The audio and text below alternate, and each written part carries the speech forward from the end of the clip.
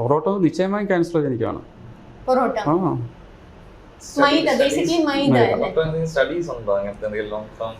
ഇതിനകത്തുനിന്ന് cancerogenic components ഉണ്ടെന്ന് പറഞ്ഞ സ്റ്റഡീസ് ഉണ്ട്. അല്ലാതെ ഇത്ര പൊറോട്ട കഴിക്കുന്നവർക്ക് ഇത്ര അങ്ങനെ ഇല്ല. അതിനകത്ത് ഏറ്റവും കൂടുതൽ സ്പെസിഫിക് ആയിട്ട് കൂടുതൽ വന്നിട്ടുള്ള പൊറോട്ട എന്ന് പറയുന്ന ഐറ്റമാണ്. പക്ഷേ മറ്റ് പദാർത്ഥങ്ങൾ വെച്ച് നോക്കുമ്പോൾ നല്ലതാണെന്ന് തന്നെ കഴിക്കുന്നത് തെറ്റില്ല. പക്ഷേ കഴിക്കുന്ന രീതിയും ഈ പാചകം ചെയ്യുന്ന രീതി ഇമ്പോർട്ടൻ്റ് ആണ്. ഈ 3 മീൽസ് പറയുന്നത് പോലെ തന്നെ മറുവശത്തുള്ള ഒരു ആർഗ്യുമെന്റ് ആണ് ഷോർട്ട് ക്വാണ്ടിറ്റി ആയിട്ട് 6 മീൽസ് ഒക്കെ പോവുക.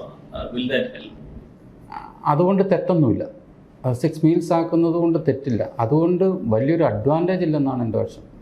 കേരളത്തിന്റെ ദേശീയ ഭക്ഷണം എന്ന് പറയുന്ന പൊറോട്ടയും ബീഫും ഒരു വലിയ വില്ലനാണെന്ന് പൊതുവെ പറഞ്ഞു കേൾക്കാറുണ്ട്. സംശയമില്ലാത്ത കാര്യമാണ്. അതിനകത്തുള്ള ഈ കോമ്പിനേഷനാണോ അതോ മൈദയാണോ? മൈദയല്ല, അതിനെ പ്യൂരിഫൈ ചെയ്യാൻ വേണ്ടി ഉപയോഗിക്കുന്ന സാധനമാണ്. പ്യൂരിഫൈ ചെയ്യാൻ ഉപയോഗിക്കുന്ന സാധനത്തിനകത്ത് അലോക്സാൻ കൂടുതലാണ് ഉപയോഗിക്കുന്നത്. നമ്മൾ അതിൻ്റെ ഈ നമ്മുടെ എഡിബിളാക്കി മാറ്റുന്ന സാധനത്തിന് ഒരു മെക്കാനിസത്തിലൂടെയാണ് കടന്നു വരുന്നത്. അത് പ്യൂരിഫൈ ചെയ്യുന്ന മെക്കാനിസത്തിൽ ഈ അലോക്സാൻ്റെ അളവുകൾ കൂടുതലാണ്.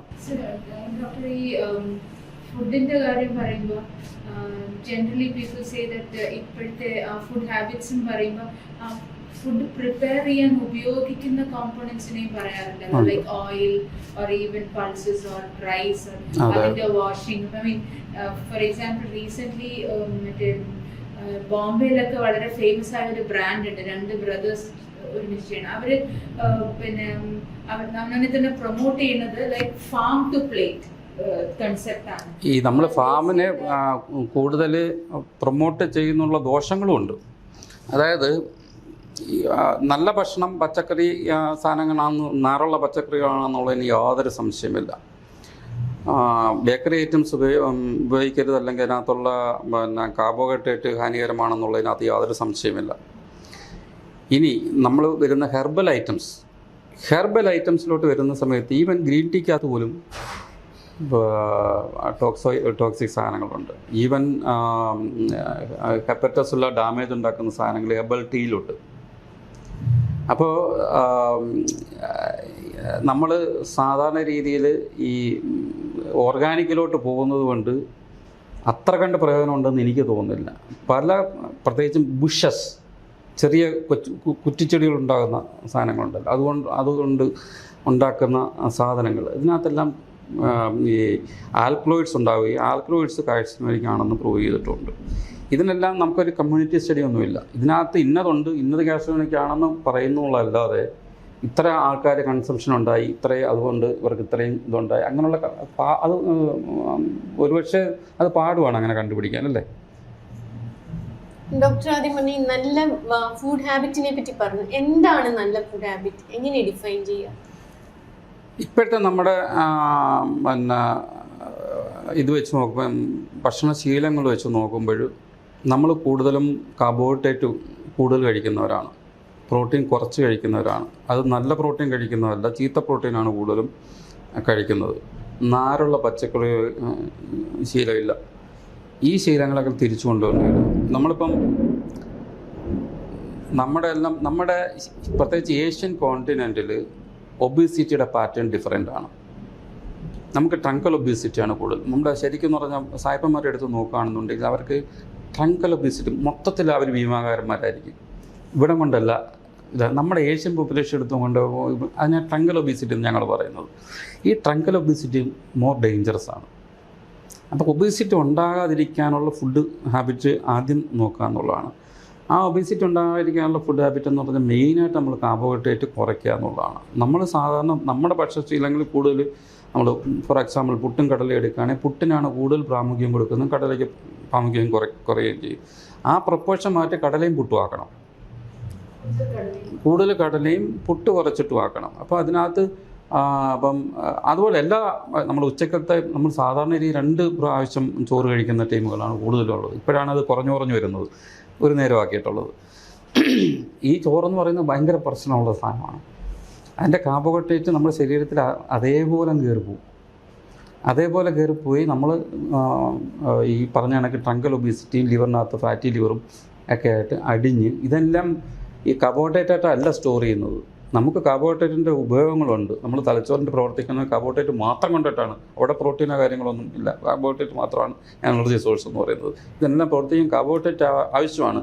ഇനി നിങ്ങൾ കാർബോഹൈഡ്രേറ്റ് കഴിച്ചില്ല തന്നെ നിയോ ഗ്ലൂക്കോജനസിസ് എന്ന് പറയുന്ന മെക്കാനിസം ഉണ്ട് ലിവറിനകത്ത്. അതായത് നമുക്ക് സപ്ലൈ കിട്ടിയില്ലെങ്കിൽ പോലും അതിനകത്ത് കാർബോഹൈഡ്രേറ്റ് ഉണ്ടായിക്കൊണ്ടിരിക്കും. അതുകൊണ്ട് നിങ്ങൾ കാർബോഹൈഡ്രേറ്റ് കഴിക്കണമെന്ന് നിർബന്ധമില്ല. മനസ്സിലായില്ലേ? റൈസ് കുഴപ്പമെന്ന് പറയുമ്പോൾ ആളുകൾ ചപ്പാത്തി കഴിക്കുന്നത്, പക്ഷെ അത് ഈക്വലി ഇപ്പം സാധാരണ രീതിയിൽ ഡയബറ്റിക് പേഷ്യൻ്റ് ആണെങ്കിൽ നമ്മൾ പറയും ചോറ് നിർത്താൻ പറയും. ഉടനെ അടുത്തത് അവർ ചപ്പാത്തിയാണ്.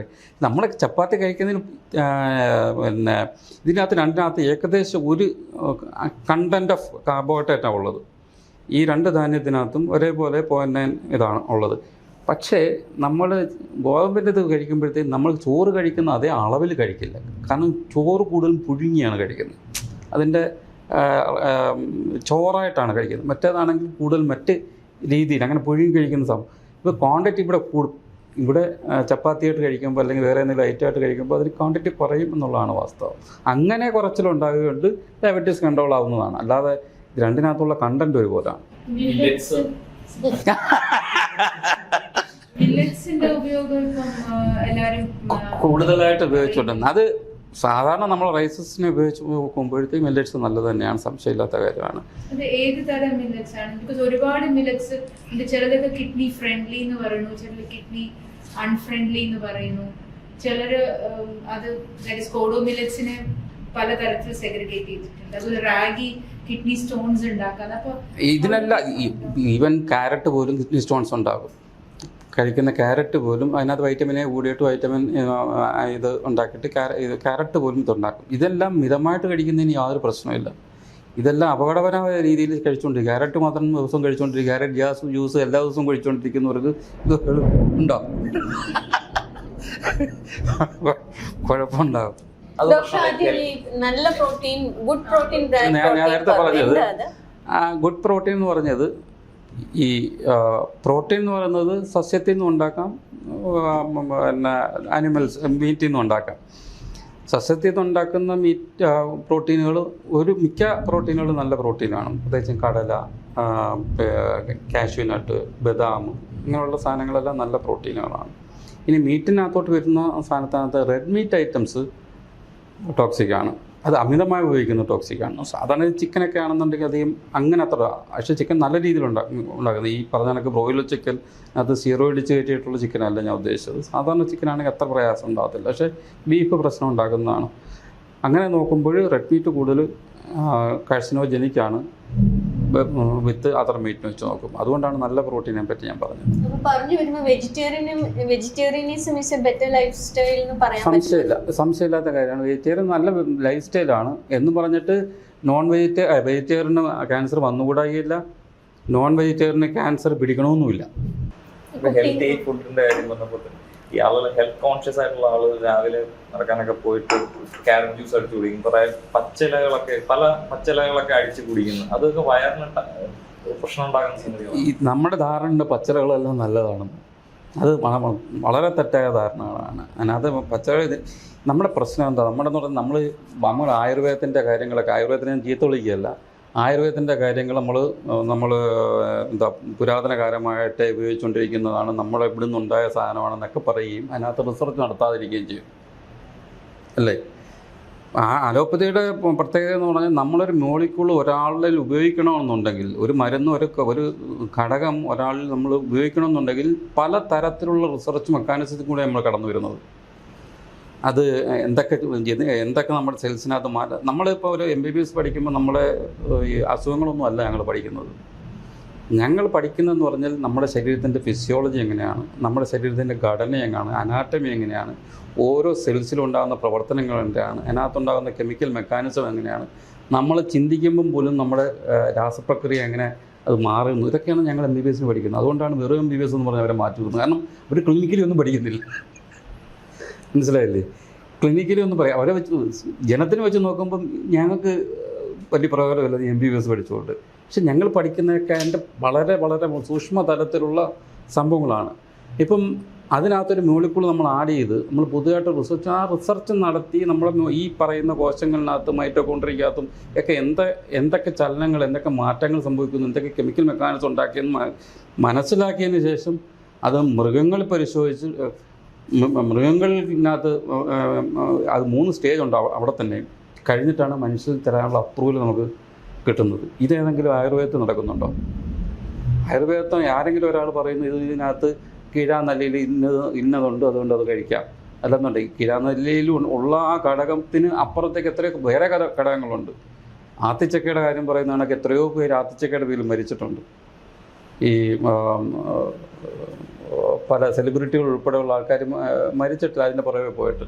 അപ്പോൾ നമ്മൾ ഒരിക്കലും ഗവേഷണം നടക്കാത്തൊരു കാര്യത്തിന് നമ്മൾ ഗ്ലോറിഫൈ ചെയ്ത് സംസാരിച്ചുകൊണ്ടിരിക്കുകയാണ്. അതുപോലെ തന്നെയാണ് ഈ പച്ചിലയുടെ കാര്യവും പറയുന്നത്. ഈ ഒരുപാട് ഗാസ്ട്രോ റിലേറ്റഡ് ക്യാൻസർ പേഷ്യൻസിനെ ട്രീറ്റ് ചെയ്യുന്ന ഒരാളെന്നുള്ള നിലയിൽ ചോദിക്കുകയാണ്, നമ്മൾ ഒഴിവാക്കണം എന്ന് തീർത്ത് പറയുന്ന കുറച്ച് ഭക്ഷണ സാധനങ്ങൾ എന്താ ഡോക്ടർ പറയാ? തീർത്തും ഒഴിവാക്കണം എന്ന് പറഞ്ഞാൽ ഞാൻ നേരത്തെ പറഞ്ഞ കണക്കുള്ള മീറ്റൊന്നും കഴിക്കുന്നതിന് യാതൊരു പ്രശ്നവുമില്ല. അത് കഴിക്കേണ്ട വിധത്തിൽ കഴിക്കുക എന്നുള്ളതാണ്. അധികമായിട്ട് സ്മോക്ക് ചെയ്യാതെ, അധികമായിട്ട് സാൾട്ടഡ് ആക്കാതെ, അധികമായിട്ട് പ്രിസർവേറ്റീവ്സ് കയറ്റാതെ സാധാരണ രീതിയിൽ കുക്ക് ചെയ്ത് കഴിക്കുന്നതിന് പ്രശ്നങ്ങളൊന്നുമില്ല. മൈദ പൂർണ്ണമായി ഒഴിവാക്കണം കഴിയുന്നതാണ് നല്ലത്. പക്ഷേ ഒക്കേഷണൽ നമ്മൾ മാസത്തിലോ അല്ലെങ്കിൽ ഒരു വർഷത്തിലോ 1-2 പ്രാവശ്യം കഴിക്കുന്നതൊന്നും നമ്മുടെ ടേസ്റ്റിനെ, നമ്മുടെ കൊതിയെ ഒന്നും ഇത് പിടിച്ചു നിർത്താൻ പറ്റത്തില്ലല്ലോ.